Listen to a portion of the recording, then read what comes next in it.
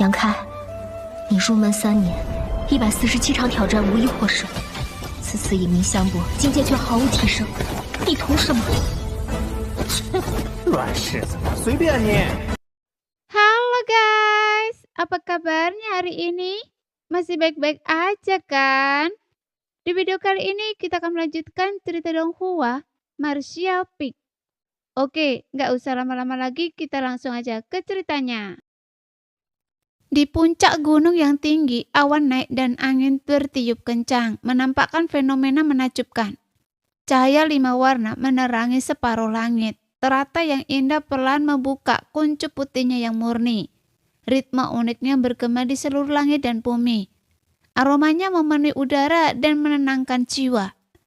Yangke duduk bersila tidak jauh dari ramuan spiritual ini. Pikirannya jernih dan fokus. Matanya terpejam dalam meditasi, seperti seorang penjaga. Tak pernah meninggalkannya. 300 mil jauhnya di suatu tempat lain, beberapa sosok menatap ke arah gunung tinggi dengan cepat mendekat. Fenomena luar biasa di depan mata mereka membuat semua orang tercengang, membuat mereka bingung tentang apa yang telah terjadi. Kelompok orang ini tampaknya berasal dari faksi yang berbeda, namun mereka disatukan oleh pemandangan yang mencolok. Kekuatan mereka sangat bervariasi, mulai dari tingkat pertama hingga ketiga alam sumber Do. Selama penerbangan, seseorang pria tiba-tiba menoleh ke samping dan bertanya, "Saudara Jing, dapatkah Anda memberitahu apa yang terjadi di depan?"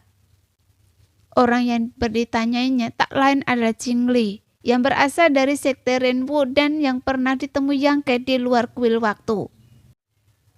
Meskipun kultivasi pria ini berada di tingkat ketiga alam sumber Do, ia bersikap sangat rendah hati saat menghadapi pertanyaan Wuchang. Tetapi sekarang ia jelas telah mendapatkan kembali kepercayaan dirinya. Setelah mendengar ini, ia merenung sejenak dan berkata, "Fenomena surgawi seperti itu bisa jadi kelahiran harta karun langka atau pematangan ramuan spiritual. Dilihat dari aroma yang terpancar dari sini, kemungkinan besar adalah yang terakhir."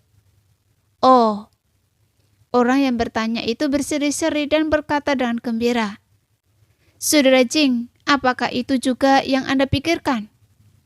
Ia menyeratkan bahwa ia juga memiliki dugaan yang sama, tetapi ingin seseorang mengkonfirmasinya. Ia melanjutkan, "Saya ingin tahu apakah saudara Jing dapat memberitahu jenis ramuan spiritual apa ini?" "Bagaimana saya bisa tahu?" Jing Li memutar matanya. "Ada banyak sekali ramuan spiritual yang tumbuh secara alami. Apapun yang dapat menyebabkan keributan seperti itu memiliki nilai yang luar biasa." Tiba-tiba seseorang tertawa kecil sambil menjilat bibirnya dan berkata, "Mungkin kesempatan kita akan segera tiba." Mendengar ini hati semua orang bergetar. Jing Li berkata dengan suara berat, "Kesempatan telah tiba. Semuanya tergantung pada keberuntungan. Jika saya mendapatkan kesempatan ini, jangan iri." Dia tertawa terbahak-bahak seolah-olah sudah mengamankan kesempatan itu. "Bah, Anda pikir Anda pantas mendapatkan kesempatan seperti itu?"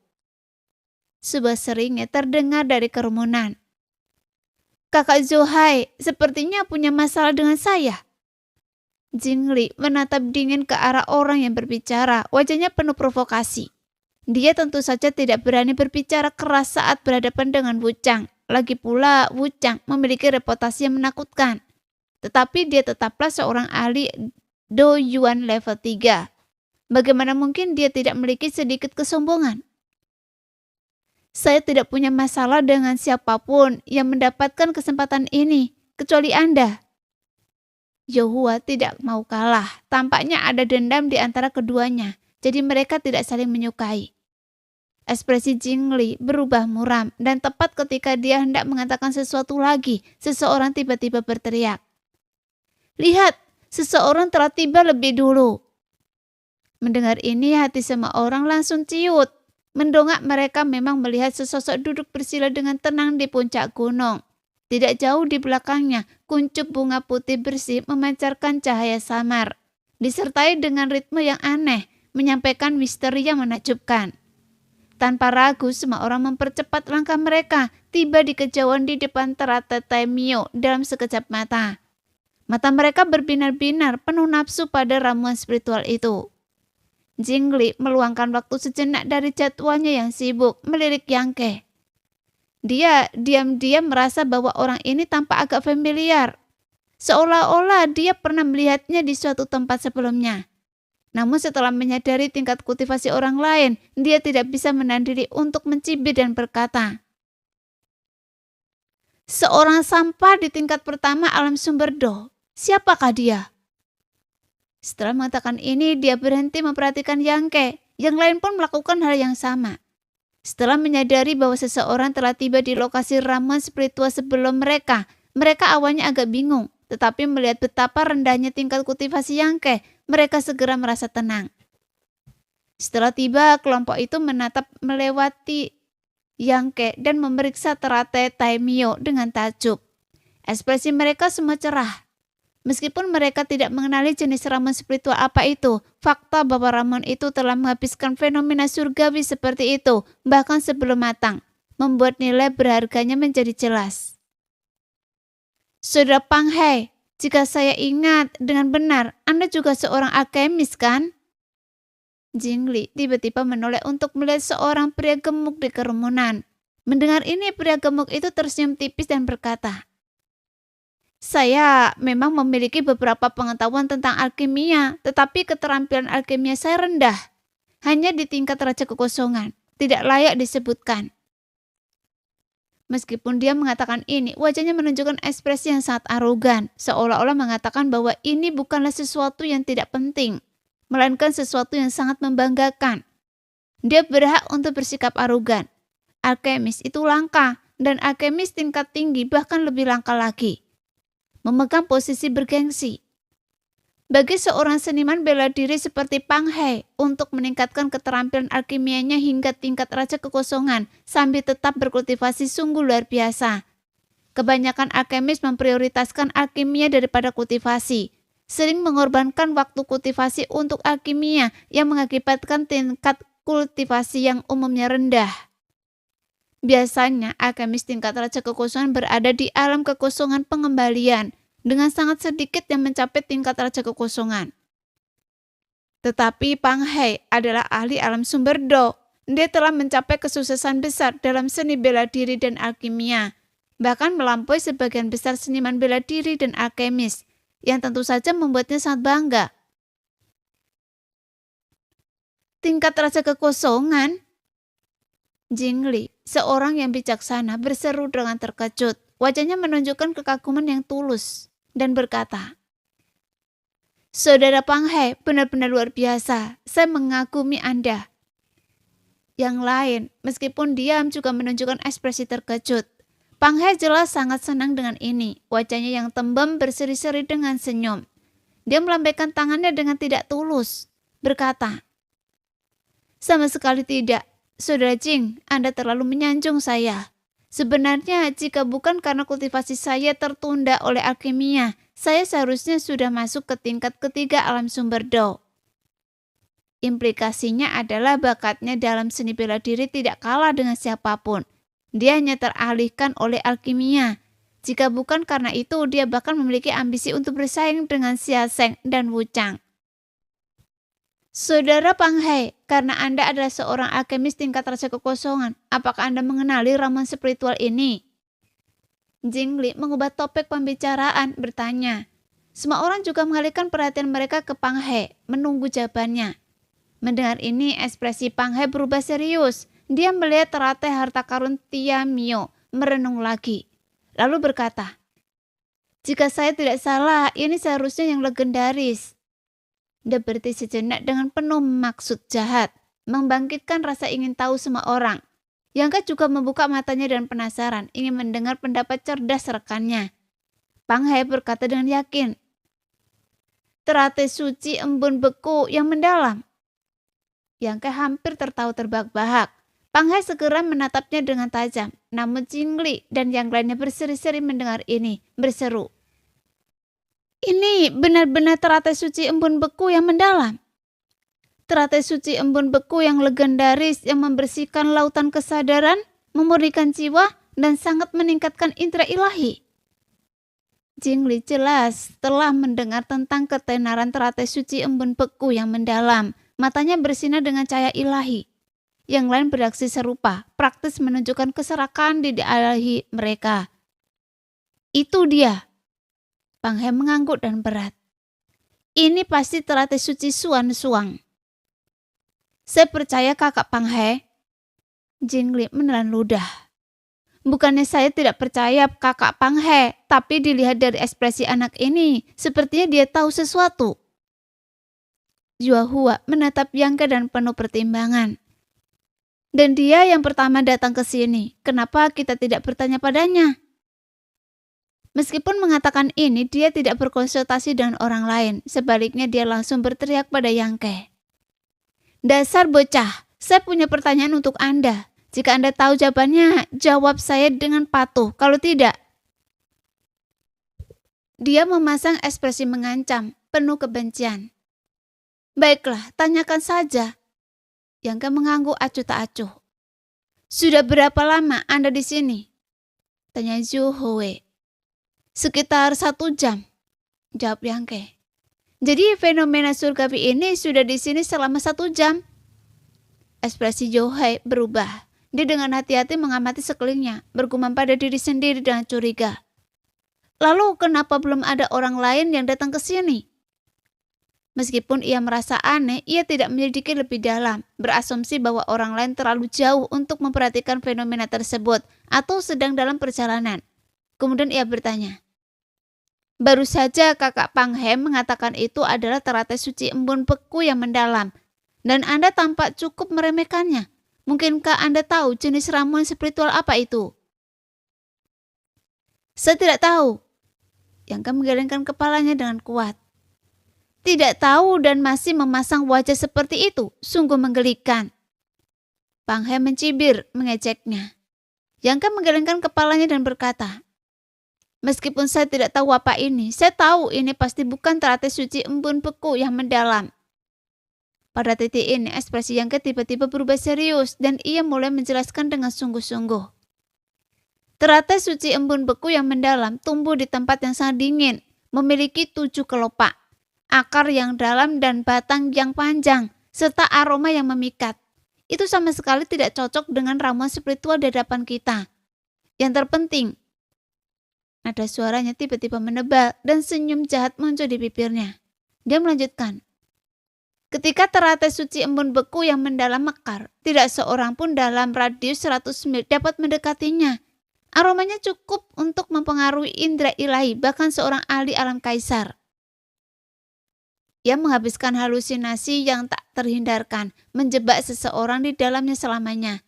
Jika tidak ada yang menyelamatkan mereka, mereka kemungkinan akan mati karena kelelahan.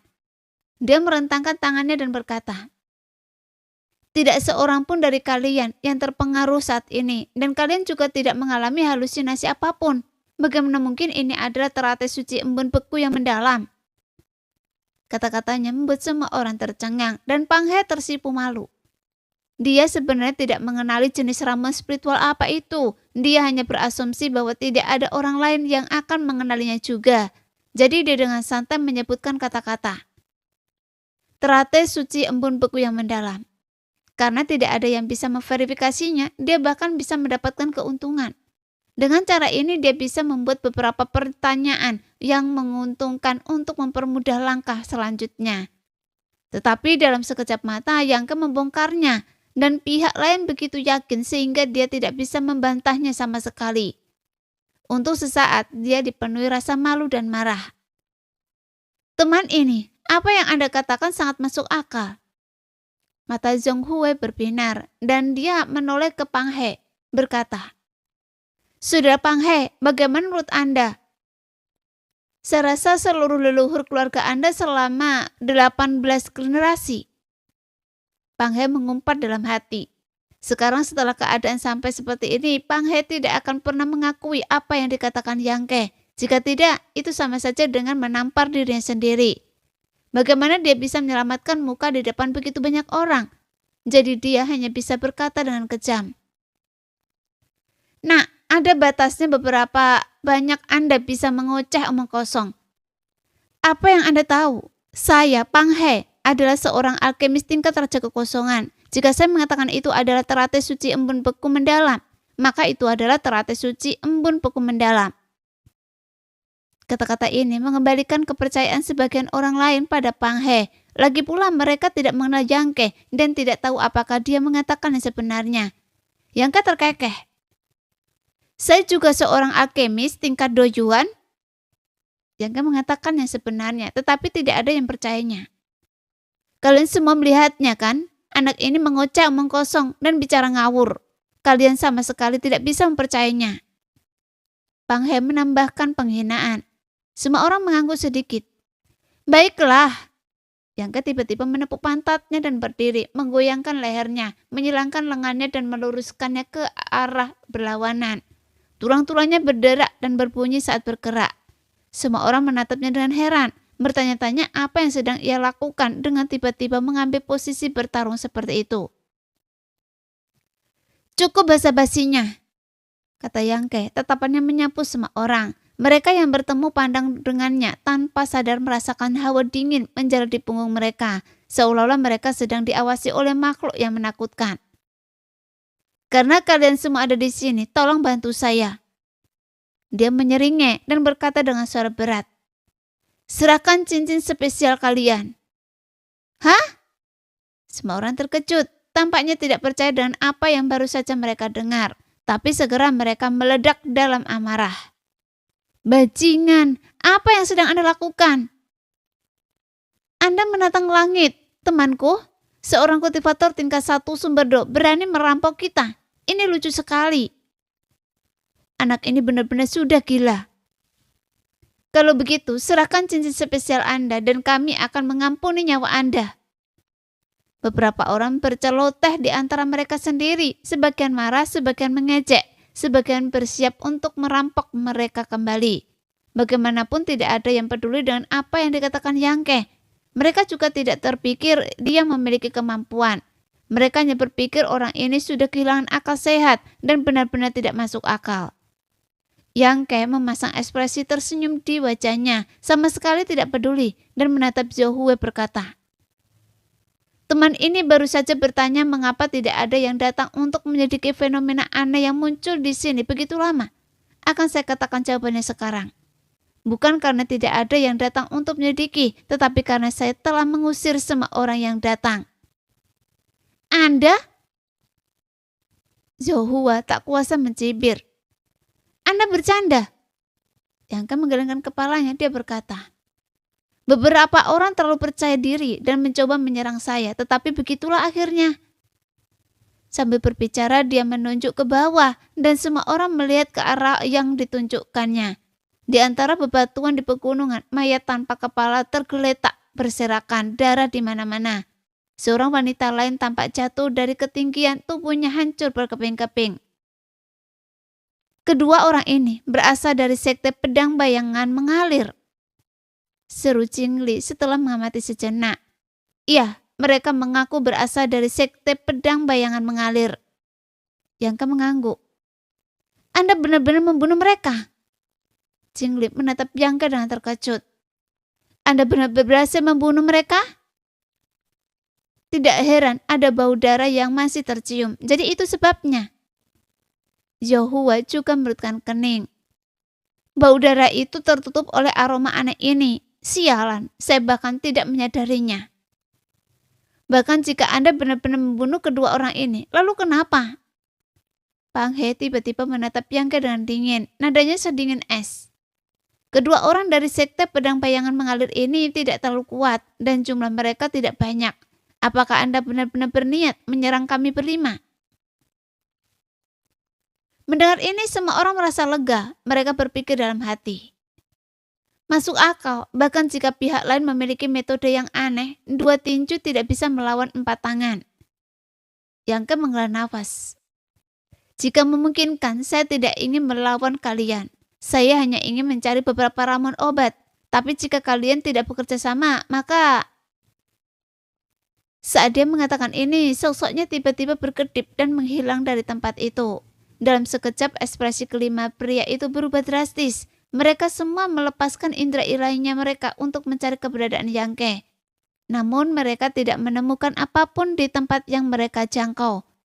Yangke tampaknya telah lenyap dari dunia. Situasi aneh ini membuat wajah kelima pria ini pucat pasi dan rasa gelisah muncul di dalam diri mereka. Tiba-tiba sebuah tangan besar mendarat di bahu Jingli. Pada saat yang sama sosok Yangke muncul secara misterius di belakang Jingli dan suaranya terdengar dari belakangnya, menyeramkan dan seperti hantu. Saya bisa melakukannya sendiri, tetapi kalian semua tidak boleh melawan. Kalau tidak, saya mungkin secara tidak sengaja membunuh seseorang. Jingli merasa seperti disambar petir, keringat dingin langsung mengucur di punggungnya dan dia berdiri membeku di tempat. Tidak berani bergerak.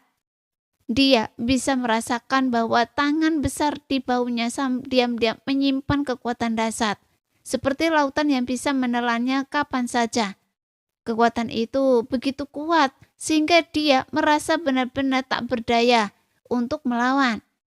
Bahkan keempat sosok lainnya bergerak cepat hampir bersamaan, berpencar ke segala arah, menjauh dari lokasi Jingli. Masing-masing dari mereka mengaktifkan kekuatan asa mereka, menatap Yangke dengan waspada dan serius. Sebelum Yangke berbicara, mereka tidak tahu bagaimana orang ini bisa berada di belakang Jingli. Mereka semua bertanya-tanya, apakah mereka bisa menghindari serangannya? Jawabannya jelas tidak. Memikirkan hal ini, semua orang berkeringat dingin. Teman! Jingli menelan ludah, butiran keringat besar mengalir di dahinya dan berkata dengan susah payah. Antara Anda dan saya tidak ada permusuhan dan saya tidak pernah melakukan apapun pada Anda. Baiklah, baiklah. Yangke menyela sebelum dia selesai berbicara, berkata, saya tidak mencoba mengambil nyawa Anda, meskipun itu akan mudah bagi saya. Tetapi karena kita tidak memiliki dendam, saya tidak punya alasan untuk membunuh Anda, kan? Iya, iya.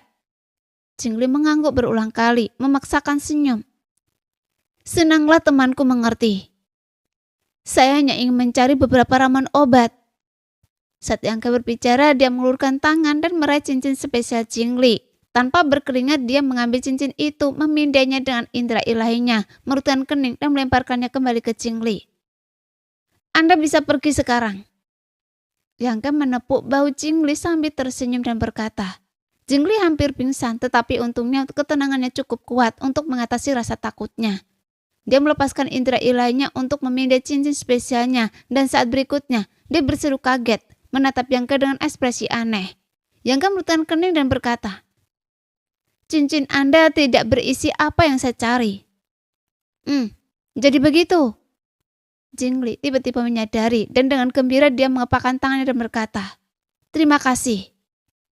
Setelah mengatakan itu, dia dengan cepat menggunakan teknik gerakannya untuk melarikan diri ke kejauhan.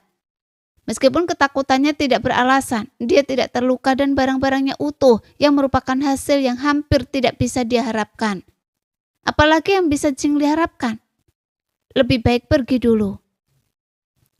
Selanjutnya, Yangke menyeringai pada keempat orang yang tersisa. Bersikap proaktif, jangan memaksa saya untuk bertindak. Tapi jangan khawatir, jika kalian tidak memiliki apa yang dibutuhkan, saya tidak akan mengambilnya. Jika kalian memilikinya, ya, kalian hanya kurang beruntung.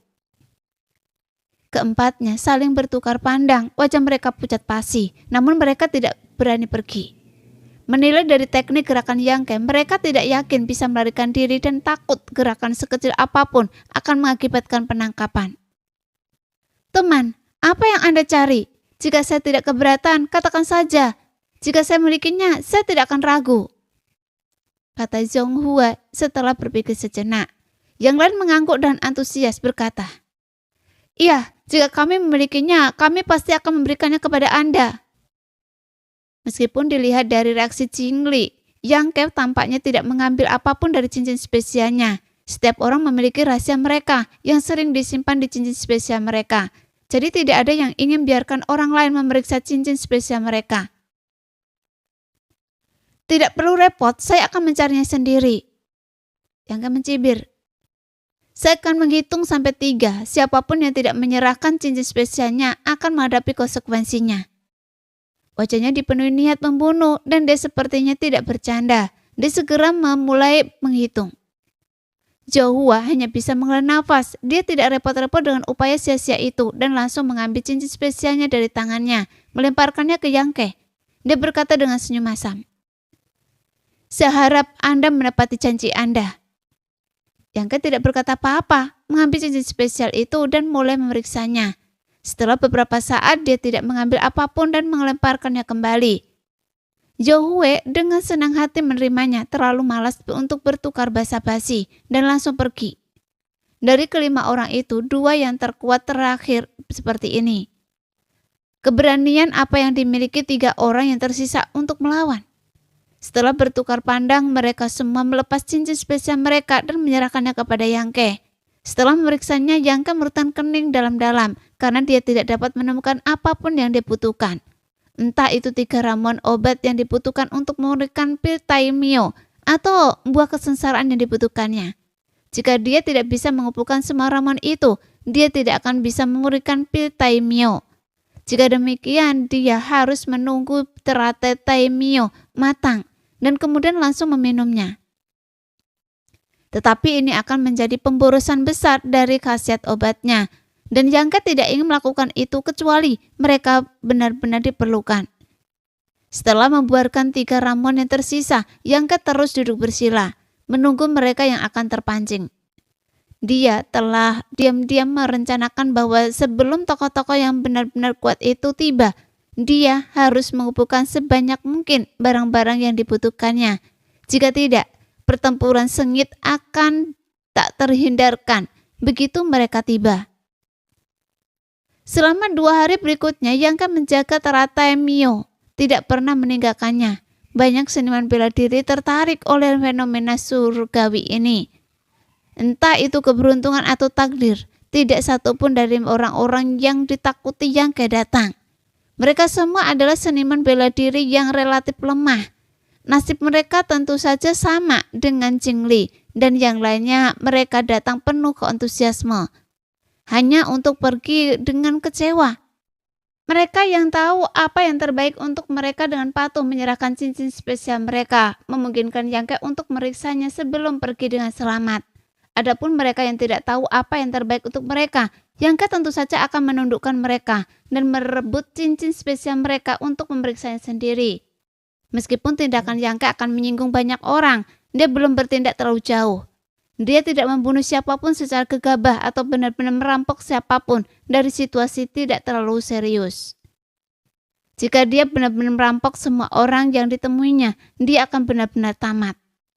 Begitu dia meninggalkan energi 4 musim, dia akan menjadi target semua sekte besar. Pada saat itu, kecuali dia bergabung dengan Istana Ilahi Matahari Biru atau Gyeoswiting bersedia melindunginya, dia pasti akan dibalas oleh tokoh-tokoh kuat dari sekte-sekte tersebut.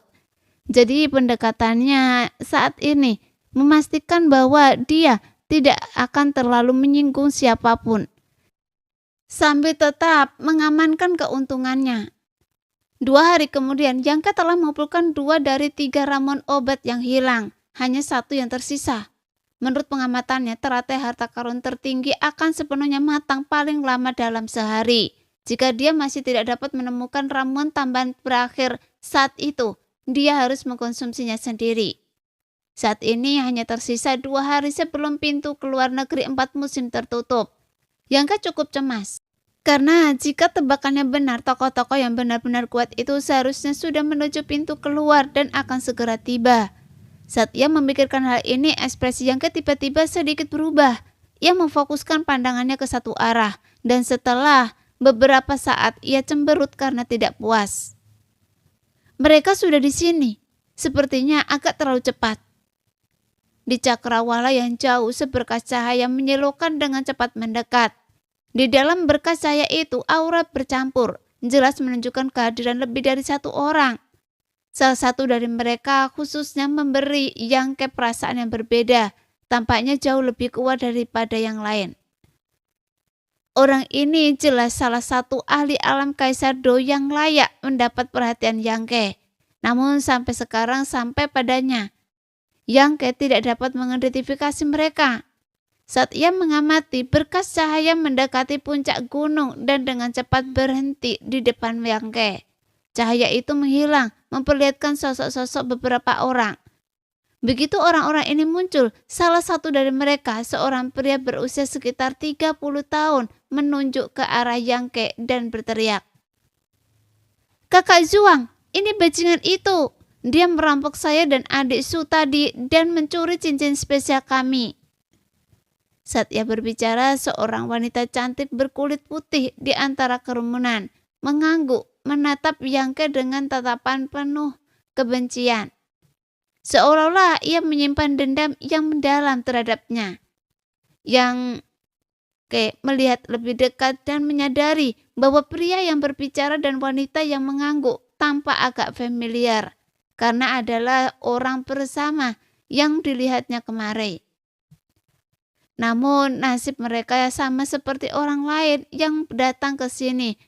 Yang Ke telah menaklukkan mereka dengan keahliannya dan luar biasa dan mencuri cincin spesial mereka untuk diperiksa. "Oh, jadi kalian berdua dari istana Wuhua? Maaf karena tidak mengenali kalian." Yang Ke tersenyum dan membalikan tangannya memberi hormat sambil menatap pria yang berbicara. Dia belum pernah menanyakan latar belakang mereka sebelumnya, tetapi sekarang setelah melihat mereka bersama Zhuang Bufan, ia tentu saja mengerti. Istana Wuhua bagaimanapun juga ada salah satu sekte teratas di wilayah selatan. Sebagai murid elit istana Wuhua, mereka pada dasarnya bangga. Dirampok tanpa sebab, bagaimana mungkin mereka bisa menerima penghinaan ini? Kemungkinan besar setelah pergi kemarin, mereka mencoba segala cara untuk menghubungi kakak senior mereka, Zhuang Bufan, berharap dia akan datang dan membalaskan dendam mereka. Tentu saja yang terpenting adalah teratai Taimyo. Kehadiran Zhuang Bufan di sini tidak hanya akan merendam kesombongan Yang Ke, tetapi bahkan memungkinkan mereka untuk merebut ramuan langka dan berharga ini. Mendengar ini, pria itu meludah ke arah Yang Ke dan mencibir, "Anak muda, jangan omong kosong. Anda masih punya waktu untuk mengakui kesalahan Anda, berlutut dan bersujud beberapa kali. Tampar diri Anda sendiri beberapa kali dan kakak senior Zhuang mungkin akan memaafkan Anda.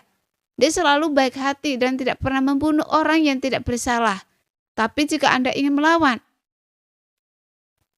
Implikasi dalam kata-katanya jelas, sangat kontras dengan sikapnya yang penakut setelah diintimidasi oleh Yang Ke kemarin. Sekarang dia tampaknya memiliki seseorang yang mendukungnya dan kesombongannya sangat ekstrim. "Teman, apa yang Anda katakan? Saya tidak mengerti," jawab Yang Ke dengan santai.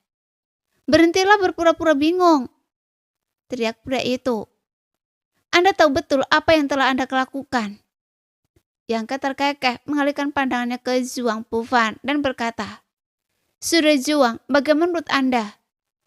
Sejak tiba di sini, Zhuang Bufan tetap diam. Pandangannya terus berganti-ganti antara teratai Taimyo dan Yang Ke. Ekspresinya semakin ragu. Dia memiliki dua keraguan. Pertama, tentang teratai Taimyo sebagai ahli alam sumber do utama istana Wuhua. Pengetahuan dan pengalamannya luar biasa. Dia samar-samar memahami misteri dan keragaman teratai Taimyo, tetapi dia tidak sepenuhnya yakin. Hatinya dipenuhi kecurigaan. Kedua, karena Yang Ke tidak peduli bagaimana dia mengamatinya, pihak lain tampaknya hanya berada di tingkat pertama alam sumber do. Kultivasi seperti itu dengan mudah menaklukkan adik-adiknya.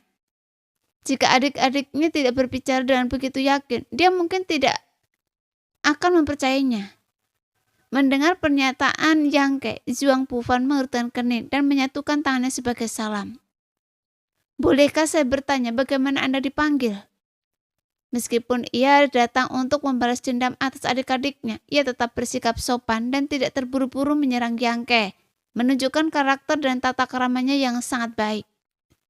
"Yang Ke," Yang Ke menjawab dengan mengepakkan tinju. "Saya ingat, saudara yang datang bersama orang-orang dari istana Ilai King, ya kan?" Ekspresi Zhuang Bufan semakin bingung. "Tapi mengapa Anda tidak pernah mendengar saudara yang menjadi anggota istana Ilai King yang?" Mendengar ini, Yang Ke mengangkat alisnya dan memuji. Kakak Zhuang memiliki penglihatan dan ingatan yang sangat baik. Saya memang datang bersama orang-orang dari istana Ila Qingyang. Ini adalah orang pertama yang ingat bahwa ia datang bersama orang-orang dari istana Ila Qingyang. Saat itu ratusan orang berkumpul di lembah tanpa nama. Sungguh luar biasa bahwa seseorang dapat mengingat keberadaan Yang Ke di tengah kerumunan yang begitu besar. Kakak Zhuang, alasan Anda tidak tahu adalah karena saya bukan murid istana Ila Qingyang. Saya hanya bepergian dengan tetua Go karena suatu alasan. Jadi begitu. Zhang Pufan mengangguk sedikit dan tidak bertanya lagi. Menurutnya, Yang Ke mungkin memiliki semacam hubungan dengan anggota berpangkat tinggi dari istana Ila Qingyang. Itulah sebabnya dia bisa datang ke lembah tanpa nama dan memasuki tanah 4 musim bersama Gue Zuiting. Dia merenung sejenak perlahan berkata, awalnya kedua adik saya menderita kerugian di tangan saudara Yang, tetapi itu kesalahan mereka karena tidak cukup terampil. Mereka tidak bisa menyalahkan orang lain. Seharusnya saya tidak datang ke sini untuk minta kurokasi mereka. Saya harap saudara Yang akan memaafkan saya untuk itu. Dia tidak meremehkan Yang Ke karena tingkat kultivasinya rendah. Sebaliknya dia sengaja menjelaskan. Dan kata-katanya bahkan mengungkapkan sedikit kekecewaan. Membuat pria dan wanita itu tersipu dan merasa cukup malu. Saya mengerti. Yang Ke terkekeh merasa bahwa Zhang Pufan adalah orang yang baik. Tapi sebagai kakak senior, seorang harus bertindak seperti seorang kakak senior. Nada bicara Zhang Pufan berubah, ekspresinya menjadi serius saat ia dengan tenang berkata, jika adik-adik saya memiliki permintaan dan saya tidak bisa berpura-pura tidak mendengarnya, seorang kakak senior harus melindungi adik-adiknya. Mendengar ini, orang-orang yang berkumpul di sekitarnya menunjukkan rasa terima kasih. Semuanya menatap punggungnya seolah-olah sedang memandang gunung tinggi yang dapat menahan badai, merasa sangat aman. Saudara Yang, tetapkan batasan dan lihat bagaimana masalah ini harus diselesaikan. Kata Zhang Pufan dengan tenang, menatap Yang Ke. Ia tampak tidak ingin menindas yang lemah, jadi ia langsung menyerahkan inisiatif kepada Yang Ke.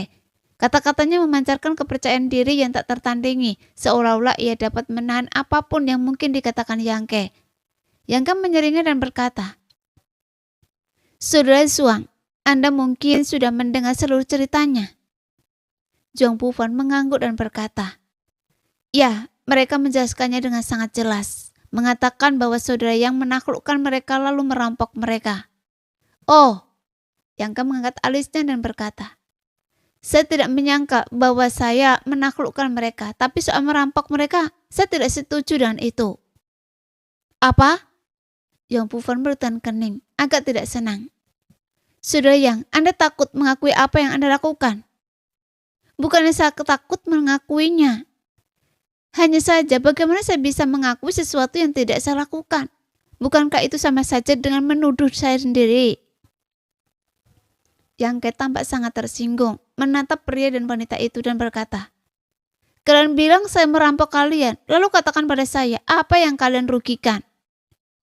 Pria itu terdiam mendengar ini. Dia sebenarnya tidak kehilangan apapun.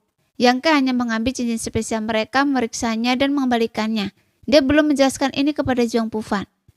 Melihat ekspresinya, Yang Ke langsung mengerti dan tertawa terbahak-bahak. Saudara Zhuang, sepertinya Anda tidak tahu keseluruhan ceritanya. Wajah Zhang Pufan sedikit gelap dan dia menoleh ke arah pria itu dan bertanya, apa yang terjadi? Pria itu ragu-ragu, matanya melirik ke sana kemari, tidak yakin bagaimana menjelaskannya.